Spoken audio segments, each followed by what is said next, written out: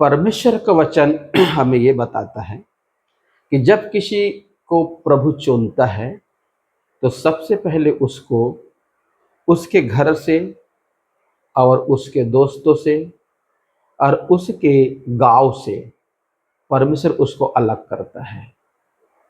और अलग करने के बाद परमेश्वर उसको कहता है, अब तू मेरे साथ चल, और जब तू मेरे साथ चलेगा तब मैं तुझे बताऊंगा कि तुझे करना क्या है। क्योंकि वचन हमको यहाँ ये सिखाता है, जब परमेश्वर ने अब्राहम को बुलाया, उत्पत्ति 12 अध्याय उसके 1 पद में, तो परमेश्वर ने कुछ ऐसा ही अब्राहम से कहा था, अपने देश, अपने कुटुंबी, अपने पिता के घर को छोड़कर उस देश की ओर चले जा जो मैं तुझे दिखाऊंगा। इसका मतलब सफर में अब्राहम अकेला नहीं है। अगर आपने इस लाइन को अगर ऐसा सुना कि उस देश के ओर चले जा, तो ये नहीं कि वो अकेला जा रहा है, परंतु जिस परमेश्वर ने उसको अलग किया है वो परमेश्वर उसके साथ जा रहा है। और जब वो परमेश्वर उसके साथ जब जा रहा है तो एक बात हमको आगे ये समझने की जरूरत है कि परमेश्वर उसको जरूर मल्टीप्लाई करेगा, जरूर करेगा, क्योंकि परमेश्वर ने उसको इसी काम के लिए अलग करा है। क्योंकि हम दाऊद के बारे में देखते हैं, क्योंकि जब तक परमेश्वर ने दाऊद को नहीं चुना तो अपने पिता इसै की भेड़ और बकरी को वो चरा रहा था।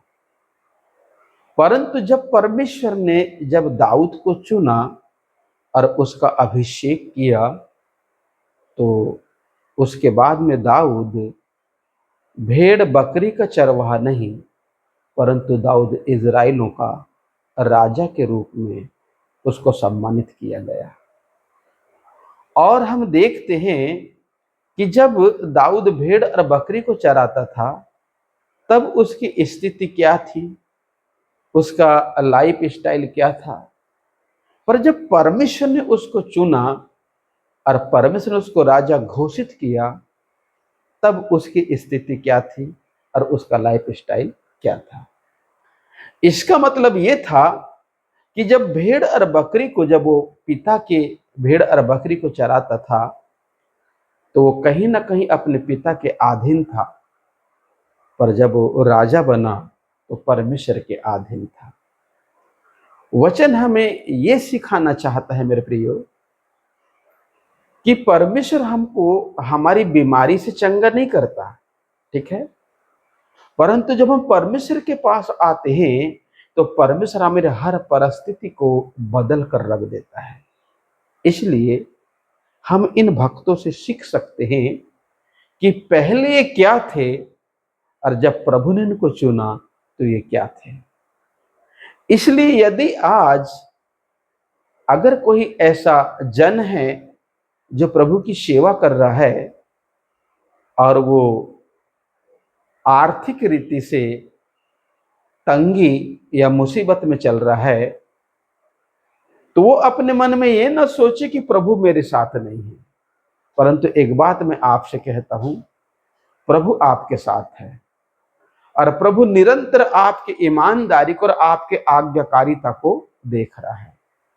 और एक दिन ऐसा भी आएगा कि इस आज्ञाकारिता के बदले आप प्रतिज्ञा के रूप में बहुत सारा आशीष को प्राप्त करेंगे और परमेश्वर का पक्ष आपके साथ रहेगा और परमेश्वर आपको घुरे से उठाकर चट्टान पर खड़ा करेगा।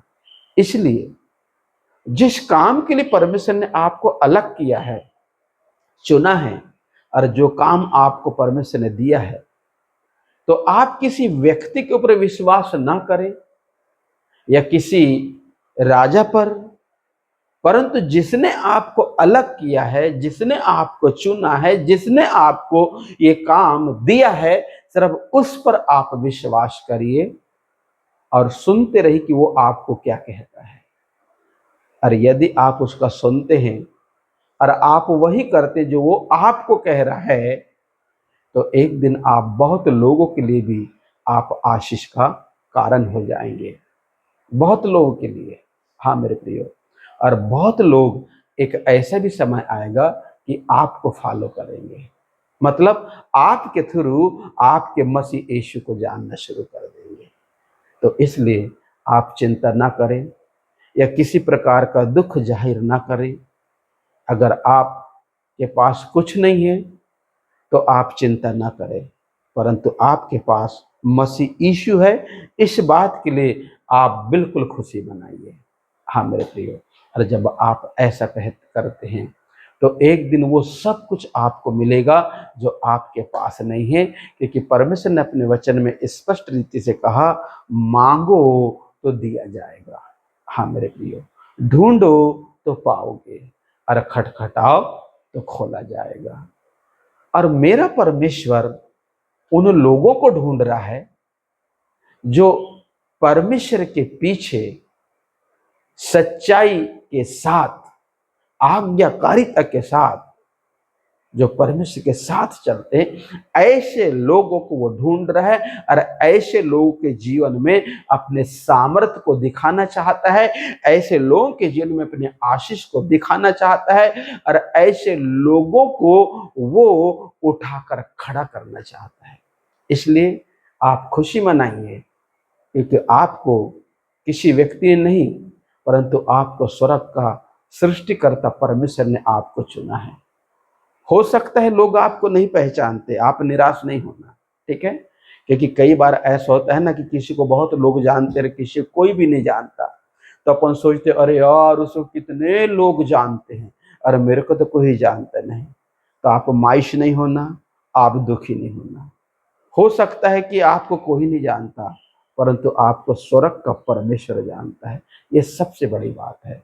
इसलिए मेरे प्रियो, जिस काम के लिए प्रभु ने आप पर विश्वास करके आपको चुना है, परमेश्वर के विश्वास में आप खरा उतरिए, और उस विश्वास के तहत आप परमेश्वर काम करते रहिए, करते रहिए, करते रहिए। एक दिन परमेश्वर आपको शिखर के ऊपर ले जाकर खड़ा करेगा। प्रभु आपको आशीष दे। प्रभु मैं आपसे प्रार्थना करता हूँ, आज जितने भी लोग इस वीडियो को सुनते हैं प्रभु, इस वचन को, उन सभी को इनकरेजमेंट मिले, और पिता परमेश्वर सभी लोग इसको लाइक करें, सब्सक्राइब करें, जिसके चलते परमेश्वर इन सभी को आप आशीष दो, यीशु के नाम।